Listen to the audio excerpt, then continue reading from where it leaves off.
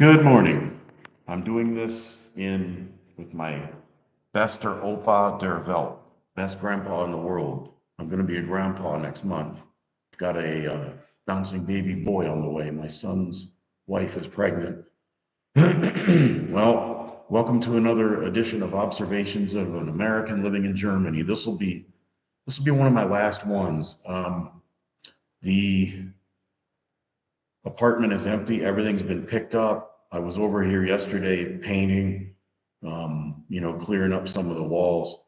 Uh, I haven't put up a video in a while. I've been so busy with everything. All this stuff that we're going through is like a logistical nightmare.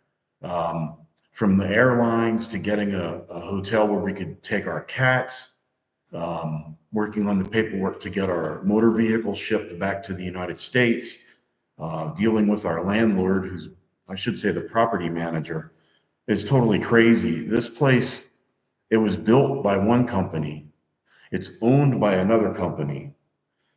There is yet another company who's a property manager, and then there's another company who does the maintenance. I guess you call him the housemeister. And then there's another company who does the groundskeeping. So yeah, man, it's like feeding time at the Walton's house. Um, I had something kind of interesting happen. I had to take my stepdaughter and her boyfriend came to visit us. I guess it would have been the end of August. Um, no, the end of July, beginning of August. Uh, I took them down to Rust, a town south of here, about 2.5 hours south, and I dropped them off. There's a Euro park or something down there, and they stayed one night and they took the train home. But after I dropped them off, I was on the Autobahn and my GPS came up that there was a bad accident and it was a detour. So I get on the detour and it's taking me west and it says go 13 miles or whatever until you get to something A35 or whatever going north. I'm like, okay, no problem. It was only like 30 minutes out of the way. And all of a sudden, I saw the Rhine River and I thought, this is weird. I ended up in France. I didn't know I was going into France until I was over the bridge. And they had border checkpoints for people coming back into Germany, but there was nobody on the French side. I'm like, okay. So I drove up this country road, got on the French Autobahn. I think it was A35. I'm going north. And I saw on my map on my GPS, it's like, okay, it's going to take me back into Germany. Well, I went about 40 minutes or so and I come to the border, and guess what? There's a border checkpoint and they are stopping cars. I thought, uh-oh, they had the cops with a little, looks like a ping pong paddle, and it says halt Polizei on it. And there were two or three border guards there. One guy was like 6'4" and looked like Dolph Lundgren, square jaw and everything. And I thought, uh-oh, this is not a guy who's going to be very happy that I don't have my passport with me, which I know you're supposed to carry it with you if you're not an EU citizen and you cross a border, but I hadn't planned on crossing a border. So they're stopping cars, and some of the people there, they stop and then they just wave you on through when you're barely moving. Other people, they were pulling them into a parking lot. I pull up. I'm just trying to have my sunglasses on, act cool, and uh, he just sticks his paddle out and waves me on through. So I don't know why they were stopping some cars and other cars they were just looking inside and waving us on. I'm figuring it might be because I have German license plates on the car. We have the little D and the blue line with a D in it, and then it has WI for Wiesbaden, and then it has our number on it. Even though we're Americans, we have regular German license plates. They don't do the USA ones anymore. I think that went out 20 years ago, but they used to have the green and black plates. Well, anyway, they didn't pull me in, and I just wonder, oh my God, I was visualizing calling my wife from a jail or something. But I do have my military ID, and I have my U.S. Army Europe driver's license, and I have my international driver's license with me, plus my stateside license. So I could prove who I was, but I thought, Germans with their rules. I thought, uh-oh. But nevertheless, that was interesting. Um, And then I came back a different way on the Autobahn and ended up coming up through Mainz. It was fine. The French have some nice roads too, but yeah, we're in the last week. A week from now, I should be on my way back across the pond on a big aluminum bird. It's been very interesting, not only to see many parts of Germany, but so many other countries over here. I think I've now visited 35 foreign countries on 3 continents, and I've learned that there are good things and bad things about each one. One of the things I'm not going to miss about Germany is having to pay for a deposit, the fund for Coke cans, beer bottles, soda bottles, and water bottles. But they don't charge you for wine and whiskey bottles, which is kind of weird. Um, the weather has been kind of warm, but it hasn't been unbearably humid. It's just, you have to have the windows open and you don't have screens here. But I won't miss all the bugs that we have back in the United States. I'm going to miss the schnitzel. I had one of my viewers on YouTube recommended a doner kebab. I had some of that. When the movers were here, 2 of the guys were Turkish, and I said, hey, I'm going to buy you guys lunch. And they said what to get. And I went down there and got it. I got one for my wife and me too. And that was a big meal. I mean, it was enough for 2 of us. And those guys each ate the whole thing. These guys were hungry, but it was pretty good. Apparently it's halal too. It was a Turkish guy who owned the restaurant. I'm guessing if it says doner, Doner, I'm guessing that means it's halal and Turkish. But it was very good. Lots of vegetables. The potatoes were good and hot. Um, but anyway, I'm gonna miss that. The schnitzel, the brötchen, the bakery on the corner, the soft pretzels. Um, I'm gonna miss the nice German beer where you drink a half-liter beer with your meal and you're full. I found that the Asian food here is pretty good. I've been to 3 or 4 different Asian restaurants here, and they're kind of a fusion between Thai and Chinese and Japanese, and they're real Asians. I'm not sure if they're Vietnamese, but I'm thinking they're probably Chinese or Vietnamese, but I'm not sure. I don't think they were Koreans, but anyway, the Asian food here is good. Mexican food in Germany, ugh, it's nothing like it is in the United States. That's just because you don't have Mexicans here. So, it'd be like trying to find good schnitzel in a Hispanic neighborhood. They just don't normally do it. But there's a Mexican restaurant in the Fußgänger zone that's not too bad. They have a good burrito, but with their French fries, they don't have any ketchup at all. They eat mayonnaise with French fries. Ugh. But they serve the fries in like a little mug, so they stay good and hot. I'm going to miss the Autobahn. I'm going to miss the Alps. I'm going to miss the Rhine River, which is absolutely beautiful. In some ways, I'm going to miss the Frankfurt airport. We've generally had pretty good luck there. I know one time the security was really backed up and we barely made our flight. But the people there, they speak English and they're very, very helpful. I like Edeka and Rewe, the grocery stores. Lidl and Aldi are okay, but we have them in the States too, so that's not much difference there. Um, I will miss roundabouts. People in the United States are not very warm to roundabouts. They're afraid of them or something. But when you get used to them, traffic flows great. It's a little crazy in the UK when you drive on the wrong side of the road. I experienced that. You have to go clockwise, which is a little bizarre, but they work very well. I'm going to have to get used to driving a little bit more slowly on the highway because in the United States, in Virginia, the speed limit is only 70 miles an hour. On the Autobahn, there's a lot of parts that are unrestricted, but I don't fly. When I'm on the Autobahn, I generally go about 140 kilometers, somewhere between 140 and if I go 160, I'm really pushing it, but usually 140 kilometers, which is 86 miles an hour, is the general speed that the car does okay and it feels safe. You go a little faster than that, and it's kind of, it's not a BMW. We just have a Mazda with a four-cylinder.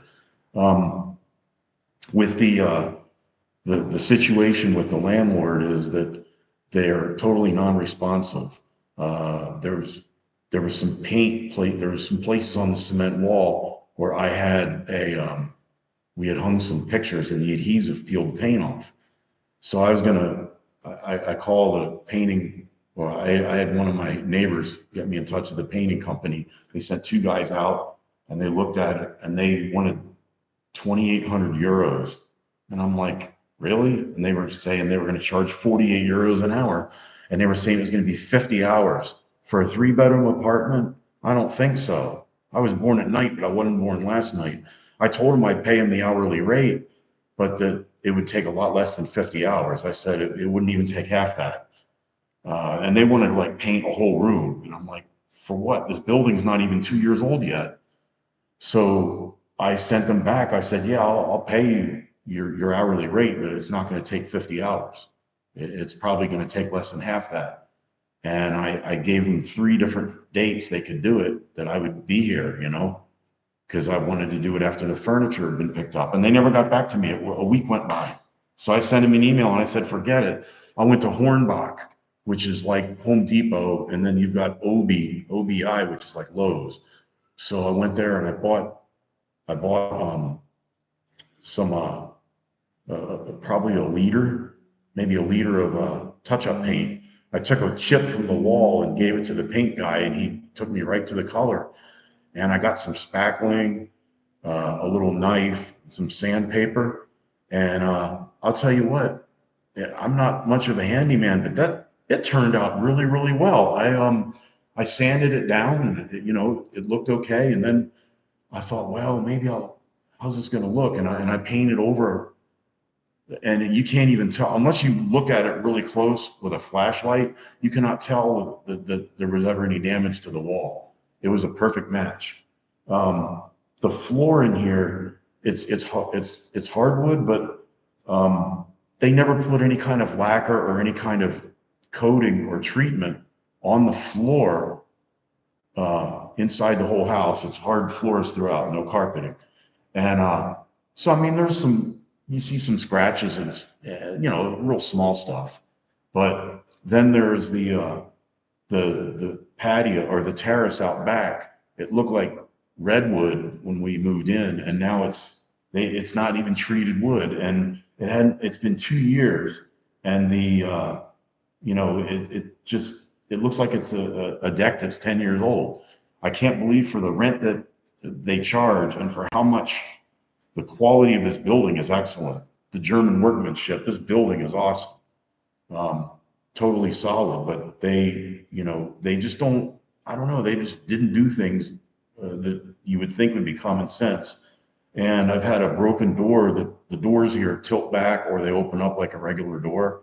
And our windows are all essentially the same thing. They're all like doors. Well, you go to open it and it was making a noise, and there's a piece of it that broke. And 6 other people in this building had the same issue. So it was a workmanship issue. It's been 2 months and they have not sent anybody out to fix it. Well, then what happened is a little bit of moisture got in and it stained the floor just a little bit, but that's on them. That's their fault. So before I leave, I already took a video of the whole apartment, but I'm going to take another video of that. I have heard that a lot of landlords will try to screw Americans out of their security deposit. Our security deposit was 8,000 euros for this place. Yes, 8,000, 3 zeros. And what they do is they'll say, oh, well, we're going to withhold this much.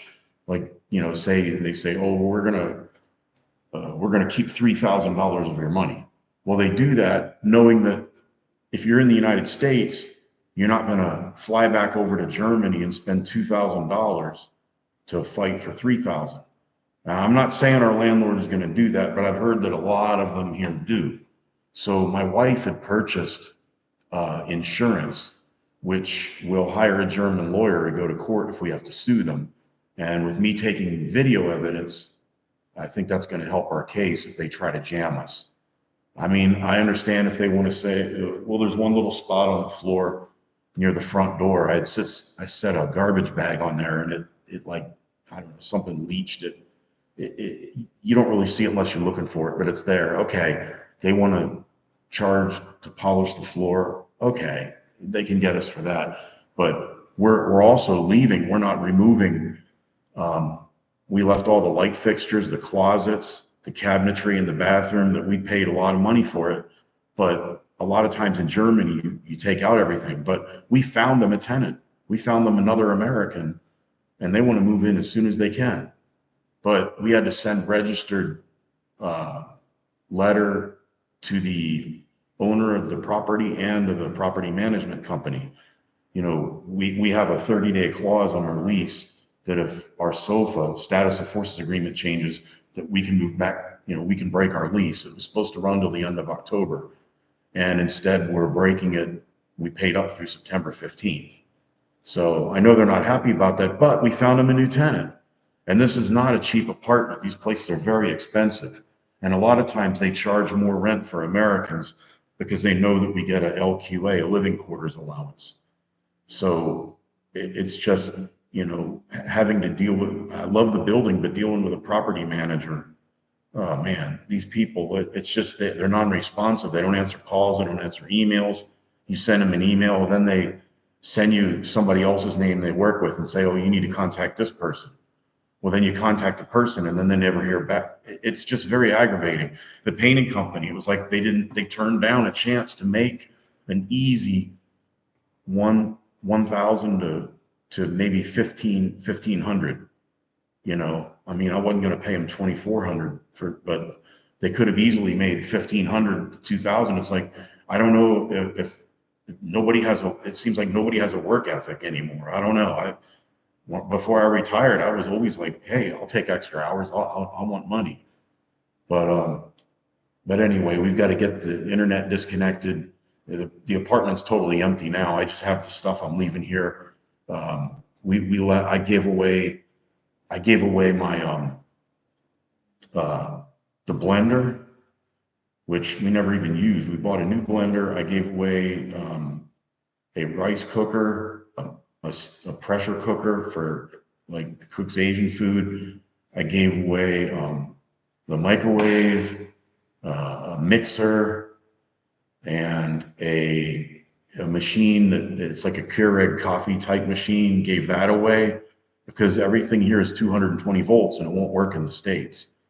I gave away a bunch of food. I gave away a whole lot of stuff. And I even gave a 65-inch TV. We're leaving it in the apartment. It's not dual voltage. Plus it's mounted to the wall. So that's, you know, it's just something, yeah, we eat that, but you know, what are you going to do? If I took it out, I'd have to get the wall repaired. So it's just, you know, the new people lucked out. So, I mean, the other two TVs we have are, they are dual voltage, so they'll work in the United States too. But we already have 4 TVs at home in storage back at our home in the States. So we are moving back to Virginia. Um, I'm, uh, I'm really looking forward to being back home, and then the birth of my grandson. You know, the first grandchild is always different. You know, that's a different change in your life. I guess after you have one grandchild, the new ones, it's less of a big deal. But you know, we're very proud of my son and his wife. And I saw an ultrasound picture, and it's scary how real it looks. It's like you can see the face, you can see the hands. So he's over 5 pounds now, so he's going to be a big kid.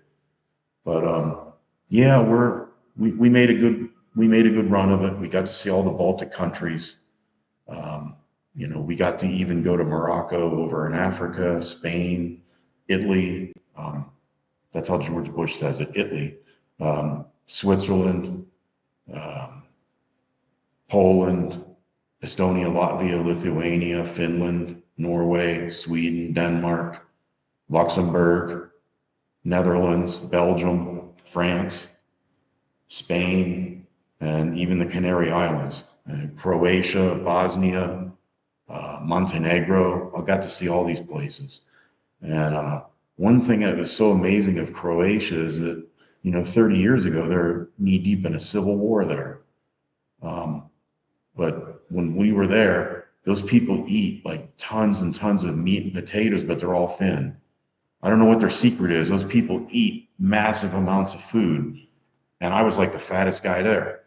So, but I think they they've got they had a tough rebuild. Same thing with Bosnia too.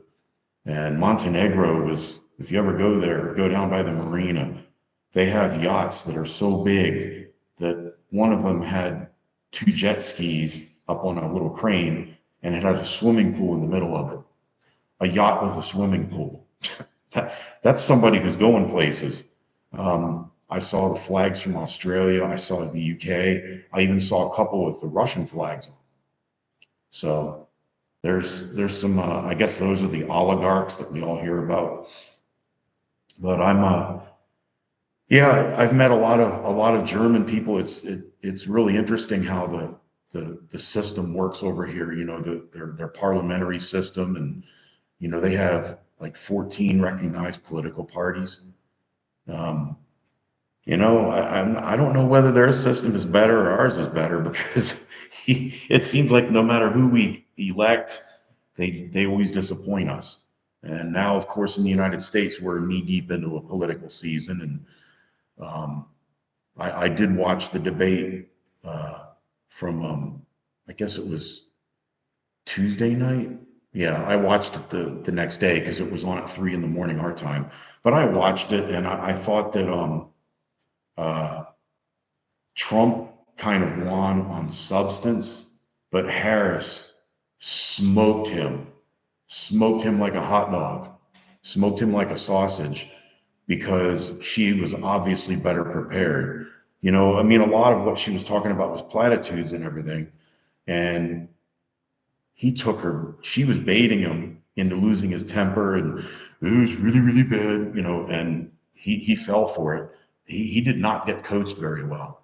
I mean, he did, his closing statement was excellent, but she didn't cackle at all. She kind of looked a little bit nervous and with the, on her chin, and, the that kind of funny stare she had, but she didn't do any word salad. She didn't cackle. She had a really good night, and it's probably not going to. The people who are supporting Trump are probably thinking, "Oh, he won every way," and the people who support Harris are like, "Oh, she won every way." But um, I really thought she was not going to do as well as she did, so she surprised me in that regard. I really wish we could have had Chase Oliver, the libertarian, being in the debate, and maybe even Jill Stein from the Green Party. That's not to say that you should vote for one of them or the other, but it's nice to have choices and have an alternative viewpoint. And I believe that a good third party competitor, even somebody who doesn't really have a chance of winning, somebody who's a good third party competitor could bring them back to the center. Now there's a siren going off or something, but I'm going to end this. I'm going to end this video right now, and maybe I'll put up another one later. So anyway, I'm sorry I went on a little bit long, but I'm just waiting for the people to come and pick up the washer and dryer.